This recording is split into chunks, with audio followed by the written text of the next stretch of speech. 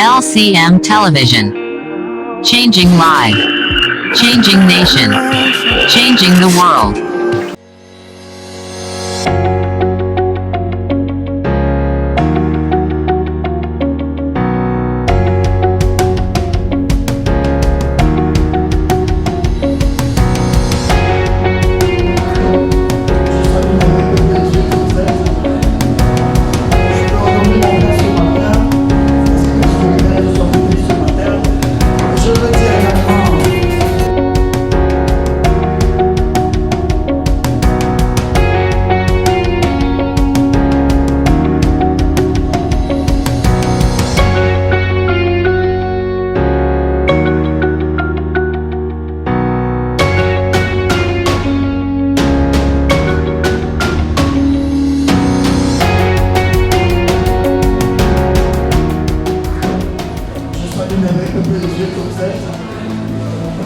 Je veux honorer mon Père ce matin, parce que mon Père de son public ce matin. Je veux dire également à la femme du prophète qu'elle soit bénie partout où elle se trouve. Amen. Ce matin, bienvenue à l'école. Parce que tout à l'heure, on vous a parlé d'un principe de prospérité qui est payé, c'est-à-dire il y a plusieurs secrets qui vous permettent d'accéder à la prospérité. Est-ce que quelqu'un a ce matin? Et moi, ce matin, je me tiens devant vous pour parler de la charité. Qui a déjà entendu parler de la charité? C'est comme ça que vous dites. Qui a déjà entendu parler de la charité? Amen. Alors, bien aimé, la charité, c'est un acte d'amour que tu manifestes à l'endroit d'une autre personne. Par exemple, tu payes la scolarité à quelqu'un qui en fait n'est même pas de ta famille. Ça, c'est un acte de charité. Amen. C'est quelqu'un là. Amen. Comme vous voyez notre Père nous faire, il est un modèle et un exemple. Et les enfants de SCM, qui disent être les fils et les filles du Père, doivent copier les enfants. Je voudrais dire que la charité n'est pas seulement un acte d'amour, mais c'est un acte prophétique. Pourquoi est-ce que je dis que c'est un acte prophétique? Parce que ça a été ordonné par le Seigneur. C'est un acte qui te connecte à la bénédiction. Pendant que tu es en train de donner, tu es arrosé. Amen. Pendant que tu es en train de donner et que tu penses que tu es en train de vider ton compte se remplit. Amen. Est-ce que quelqu'un m'aime là ce matin? Amen. Alors rapidement, pour confirmer ce que je suis en train de dire, nous allons voir 3 versets, parce que nous n'avons pas le temps. Je suis là pour une exhortation courte de 5 minutes. Matthieu 25. Matthieu 25, première référence. Les versets 34 à 35 et le verset 40. Et nous allons aller également dans le livre de Proverbes. Proverbe 19, verset 17. Et Proverbe 28, verset 27. Alors, Matthieu 25. Qui est là-bas?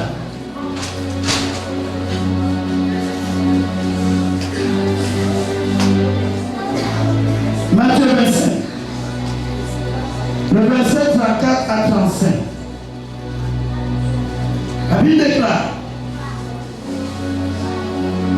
Alors le roi dira à ceux qui seront à sa droite, venez, vous êtes bénis de mon Père. Prenez possession du royaume qui vous a été préparé dès la fondation du monde. Car j'ai eu faim, vous m'avez donné à manger. J'ai eu soif, vous m'avez donné à boire. J'étais étranger et vous m'avez recueilli. Alors les versets qui suivent, le disciple lui demande, mais quand est-ce qu'on t'a vu avoir faim? Quand est-ce qu'on t'a vu nu? Quand est-ce qu'on t'a vu ne pas boire? Et le maître répond, verset 40. Qu'est-ce qu'on dit? Quelqu'un y est? Le roi leur répondit, je vous le dis en vérité, toutes les fois que vous avez fait ces choses à l'un de ces plus petits de mes frères, c'est à moi que vous les avez faites. Chaque fois tu l'as fait à Madame Yen, chaque fois tu l'as fait à Madame Leca, sache que c'est à Jésus-Christ que tu es en train de le faire. Et les autres versets que je vous donne vous disent que parce que vous l'avez fait, vous êtes en train de prêter quelque chose au Seigneur. Et il est tenu de rétribuer. Il est tenu de restituer. Nous attendons la promesse.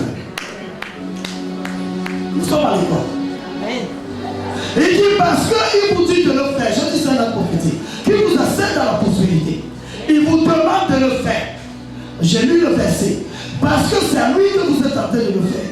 Vous avez habillé quelqu'un, vous avez rendu visite à quelqu'un, vous avez donné à un pauvre, vous avez donné à quelqu'un qui était dans le besoin. Il dit c'est à lui que vous l'avez fait. Amen. Mais vous l'avez fait, vous pensez que vous videz votre compte, mais vous êtes en train de vous enrichir. Amen. Est-ce qu'on peut aller dans le proverbe? Quelqu'un est un proverbe, on va très vite. Proverbe. Qui est là-bas? Qui est là-bas? Proverbe 19, verset 17. Plus vite, plus vite.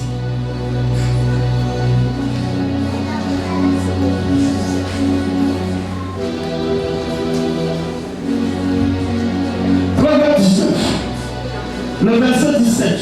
La Bible est claire. Celui qui a pitié du pauvre, prête à l'Éternel, qui lui rendra selon son œuvre.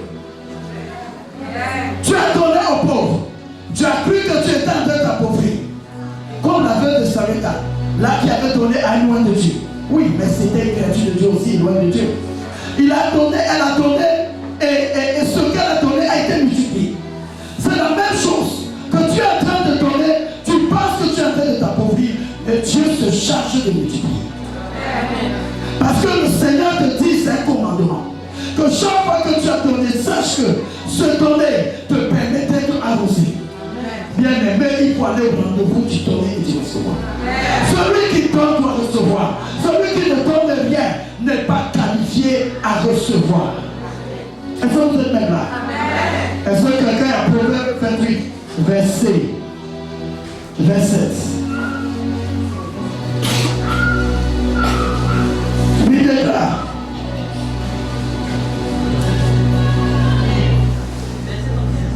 Celui qui donne le pauvre n'éprouve pas la disette. Mais celui qui ferme les yeux est chargé de malédiction. Bien-aimé, tu es chargé de malédiction. Lorsque quelqu'un est en train de crier à côté de toi, dans ton entourage, alors même que tu as la possibilité de donner, alors même que selon tes facultés, tes possibilités, tu peux quand même donner. Mais tu fermes les yeux, et tu fermes les oreilles, tu n'entends pas le cri du pauvre. Bien-aimé, il y a la malédiction qui va te couvrir. Mais à celui qui a écouté cette leçon ce matin, celui qui a été enseigné ce matin, et qui veut mettre cela en pratique, oh Saint-Esprit de gloire, descends dans la vie de cette personne. Pendant que tu vas donner, que tu sois arrosé. Pendant que tu vas donner, que le Seigneur te couvre de ses bénédictions. Que le Seigneur ouvre son ciel. Le ciel et la rosée tombent dans ta vie. La rosée touche également tes biens. Ce matin, nous allons passer à la pratique. Ici, nous avons un restaurant de cœur. Et ce restaurant de cœur est l'œuvre de Dieu qui ne doit pas fermer ses portes. Dans ce restaurant de cœur, nous donnons la nourriture à ceux qui sont dans le besoin, qui ont faim. Ceux qui en réalité vous n'êtes pas sûrs, ils ont eu à manger pour la journée. Et chaque samedi, ce restaurant est ouvert, ça fait plusieurs mois. Bien aimé, ce matin, si tu as suivi cet enseignement et que cet enseignement t'a challengé, parce que tu sais derrière cet enseignement, il y a l'onction de Dieu ici. Je mets quelqu'un en défi ce matin. Viens arroser la maison de Dieu. Viens s'aimer pour le restaurant de cœur. Pendant que tu es en train de dire que l'onction qui est derrière ce public, que l'onction tombe dans ta vie. L'onction pour la prospérité, Seigneur. L'onction pour la prospérité localise des enfants sur la terre. Alors que quelqu'un est en train de s'aimer, Seigneur, quelqu'un est en train de penser à un des plus petits, Seigneur, c'est à toi que nous le faisons ce matin. C'est à toi que nous sommes en train de donner ce matin. Et pendant que nous sommes en train de te donner, Seigneur, touche la vie de quelqu'un. Seigneur, bénis tes enfants ce matin. Quiconque vient déposer une semence ici, cet esprit de gloire localise la vie de la personne. De cette personne qui est dans ta présence, Seigneur, ne sort pas la même. Seigneur, ne sort pas le même. Il sort avec un paquet. Il donne, Seigneur, mon Dieu. Tu annonces, Seigneur, que chaque semence ce matin, pour le restaurant de cœur, Seigneur, qui est ton Dieu ce matin, soit béni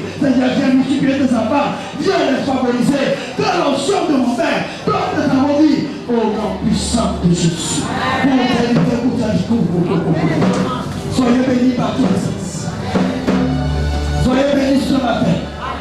Soyez bénis ce matin. Au nom puissant de Jésus. Amen. J'espère que cet enseignement a touché quelque chose. Et que nous allons tous pratiquer, n'est-ce pas, l'enseignement, afin que nous puissions prospérer ensemble. Bien-aimés, mon enseignement est tiré du livre de mon Père. Prospérons ensemble. Je te recommande de chercher le rêve. Tu comprendras mieux que ce que je t'ai dit ce matin. Soyez bénis, mes de Dieu. Je vous remercie de m'avoir entendu ce matin.